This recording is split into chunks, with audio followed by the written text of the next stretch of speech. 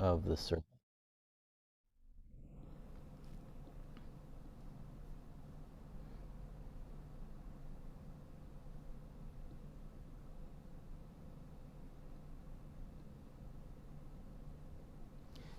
Today, I want to talk about ways we can deal with severe anxiety. I want to explore if there's anything in our faith tradition that can help us combat it. I want to look at a holistic approach, understanding anxiety through the lens of the body, the mind, and the spirit, and see if we can find some strategies that will help us and that we can also share with others. Let's start with what anxiety is. We all know it because we all face it daily. Stress, fear, and anxiety, they can be very natural ways to get us motivated each day. If harnessed properly, they serve positive roles in our lives. But in this time that we're living in, we're experiencing a dramatic spike in what's known as anxiety disorders that can lead to overwhelming stress. It can be so debilitating, even leading to a rise in suicide. Severe anxiety can lead to a person's loss of appetite, insomnia, and it can spiral into other physical health issues. Feelings of panic interfere with your daily activities, and it's difficult to control as you begin to worry about things that are really out of proportion to the actual danger. So if you've never had a panic attack from anxiety, I found this recent blog post by a woman named Diane Sherlaw Ferreira as a good summary of what many people have shared with me about suffering these panic attacks from anxiety. I'm quoting, "It was 3 a.m. and I woke up with my heart pounding. A feeling that I could only describe as terror flooded me. But I wasn't fearing anything. I wasn't under stress. I wasn't going through any problems. There wasn't any unhappiness about anything. Panic. I was having a nocturnal panic attack for no apparent reason." Well, I say no apparent reason because there was a reason. I didn't understand it right away, one that was produced very real physical symptoms, and some of us with general anxiety have, as our brains are overreactive in looking for something to worry about. Mine works overtime because it's used to it, and for so long that it seems to crave it. I felt like as a Christian, admitting having anxiety was admitting a lack of faith. I mean, I'm over 50. I was envisioning these trips to the emergency room in the middle of the night, and I was having some sort of mental breakdown. And then I started to imagine all the things that could go wrong with me, and it just began to snowball. And she goes on in great detail, but that gives you a sense of what it can feel like to be in when anxiety completely takes over for a person, and it's actually quite common. 4 million Americans report being stressed out like this, and 1 in 3 Americans say they've wrestled with this in their lifetime. So this is not completely unusual, and it's becoming more common. So what's the cause of this level of anxiety? I'm going to first look at this through the lens of modern medicine and sort of look at it through that, and then I'll also talk about looking at through a spiritual lens. But if you look at through modern medicine, they would look at inherited factors. So if you have it in your family, it's very often passed down. It can be a side effect from certain medications, so that's another reason. And in my experience, many people who have childhood trauma and have suffered some sort of abuse will have this reaction, this anxiety reaction. For example, one person reported as a child not being allowed to cry or express anger, and a parent who threatened saying, "I'll give you something to cry about." Another horror story I heard was a woman whose father actually practiced torture on her. So we all know the horrible things that can happen with kids. It's horrifying. And that trauma has results that can impact a person for the rest of their life. Abusing drugs is another cause that can open this up. And so that's how, if in modern medicine would look at some of the causes. Primarily, they would say they aren't really sure exactly. And I'll speak about spiritual causes in a little bit. The theme of anxiety, anxiety disorder, that phrase, I had not been all that familiar with it, and I found out it was only named that in 1980. So that's relatively new. But the symptoms of anxiety have been with us for a long time. So going back to ancient Greece, Hippocrates described a phobia a man he was working with had. And if we look in the Bible stories, Old and New Testament, we find examples of very deep anxiety. You might remember that King David, when he was younger, he would play the harp for King Saul to calm him. We actually have a stained glass window of that in the church.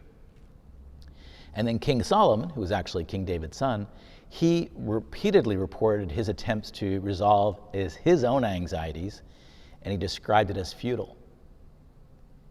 And you might remember from the gospel, the night before Jesus was crucified, he was in the Garden of Gethsemane. And in Luke 22:44, we read, "And being in agony, he prayed more earnestly, and then his sweat became like drops of blood falling to the ground." So that's an intense anxiety of what he saw coming. So throughout history, this has been around. In the 1600s, it was called melancholy. In the 1700s, it was called having a case of the vapors. William James, who was considered sort of the founder of modern psychology and whose father was a major student and proponent of Swedenborg, said it was a reaction to the modern world that we were coming into. Sigmund Freud said anxiety is not a simple thing to grasp. Darwin thought it was an adaptive trait against physical threats that we had from our earlier lives. And it's been documented throughout history. By 1952, the American Psychiatric Association would speak to it more in terms of stress, or they would call it nerves. So that's a history of it. But right now, by all measures, it appears to be spiking, particularly among the younger generation. And so it's something we really need to pay attention to. Now, I talked about different lenses we could take, and what I've shared so far is really a modern lens. I'm giving you the science of it, the history of it. Here are the facts. Before modernity, before science as we know it, people saw it much more as a spiritual battle. They saw a spiritual self, that we were primarily spirits, and you'd be engaged in a spiritual battle in what you could call pre-modern culture. And as amazing as modernity has been, giving us understanding of chemistry, the chemistry of the mind, of developing drugs that can help treat us, and incredible medications, it's also focused on the material to the exclusion of the spiritual, things that we cannot feel and touch. And so they would not have a view on sort of a spiritual connection. And if you brought it up, they might even see it as like a vestige of a bygone era, or a lack of sophistication that you're even talking about it. So what are some of the solutions that modern medical solutions they would offer? Modern science would say that, would suggest cognitive therapy, where you engage with a professional and talk it out. They're engaging more and more and suggesting more and more things that are, kind of crossing into more of the spiritual world. Mindfulness, breathing, and meditation. They would stress exercise, regular sleeping patterns, reducing caffeine. But very often they would also prescribe different types of drugs. Zoloft is a selective serotonin reuptake inhibitor. That's a long phrase. But basically drugs that impact your serotonin, and that's a very common prescription. So that would be some of the ways that modern science would deal with it. Now I want to talk more on ways that we could look at it from a spiritual perspective that are quite different, but I think complementary. And I strongly suggest that when we're looking at these things, we look at the blessings of science and the best blessings of our spiritual tradition together. It's not one or the other. This is not science versus religion. But I do believe one of the reasons we have a rise in this anxiety is I think we have an inability in our culture to look at the complexity of people, including their spirituality. And by ignoring that, we're actually missing things. So I want to put on a spiritual lens now and look at strategies that we can learn from there. Just very quickly in the life of Christ, we see him dealing with stress, as I mentioned in the garden, right? But what did he do? He gave us some ways to live. He lived in community. He was criticized by religious leaders for spending so much time at social events. So building community, it might be one of the insights. Even in that garden moment when he's so stressed out, he's with his closest friends. So finding a community seems to be a lesson there. But there were also times when he needed to get away, to pray, to rest. And I think that balance is also important. And different people will respond to this in different ways. So there's some interesting insights just in Christ's life. Swedenborg takes us into a whole different way of looking. I think he sort of bridges the modern and pre-modern and kind of brings it to a different level. And that is that he was one of the leading brain scientists of his day. He was studying the brain deeply and mapped it out. And then, as we also know, he later in his life becomes a mystic. And so he also mapped out a spiritual world. And I think his insights can help us look at this holistically. So what are the spiritual challenges? What are the spiritual way of looking at it? Fundamentally, we are spiritual beings in this worldview. And so these anxieties have spiritual connections and causes. Now, to the modern ear, that might sound odd or strange because our culture dismisses it. But what I do encourage any of you listening is to think of it this way. Use what works for you. And so I'm very pragmatic about it. See what works for you. If what I'm about to share about some spiritual things work for you, great. If it's easier for you to work through the more modern scientific ways, great. If it's a combination, perfect. But I want to offer this view as well. In one of the most popular books on Swedenborg's thinking, a clinical psychologist named William Van Dusen, in the book The Presence of Spirits in Madness, described how he used Swedenborg's insights to successfully treat mental patients at a prison hospital. And that's been a very common book for people to find Swedenborg because it's so practical. In this tradition, it sees us surrounded by good and bad spirits that we cannot see. And those are infecting us in our lives. They're having an impact. If you ever wonder why in your mind you go back and forth between thoughts, and sometimes you hear like a horrible thought that comes in your mind, like where did that come from? Or if you get like, wow, that's an inspirational idea, let me write that down. That would be from this worldview, spiritual forces working in tension around you for good and for evil. So this anxiety that we're talking about would be a common strategy to create anxiety is a strategy of what you would say are evil spirits around us. Swedenborg, being a scientist, kept journals of what he observed of these spirits, and so I thought I'd share a couple of the things that he had. He noticed that when they work on us, they infuse their negative energy, if you will, into our already existing thoughts, so that the ideas that they put in us seem to be our own. We don't see them necessarily as coming from outside. He mentions that their favorite area to raise anxiety with people is about money and the future. And we heard that in the text today. He also points that when we're evolving spiritually and we're growing spiritually, attacks increase. So sometimes when you can feel the most anxious, it could be a sign that you're in the process of a spiritual breakthrough. So does he offer any strategies that we can use practically in our life? Well, there are lots of them, and I tried to boil them down. I found about 7 that I want to just quickly move through that I think could be helpful. The first one is just knowing that this is a possibility, that there could be other spiritual dimensions in your life, and if you can even realize that, that can be a helpful way to make sense of it. When people say there's no idea what caused it, we don't know where it's coming from, it could be helpful just to have that. The other suggestion that he offers, a strategy, obviously, is going to be prayer. And we're told that prayer is much more powerful than we imagine it. people who are experiencing attacks from negative energy, negative forces, are encouraged to use the Lord's Prayer, use the 23rd Psalm, and that has helped chase negative thoughts away. It's certainly something I do in my own life, is that I rely on those, and I find them very helpful.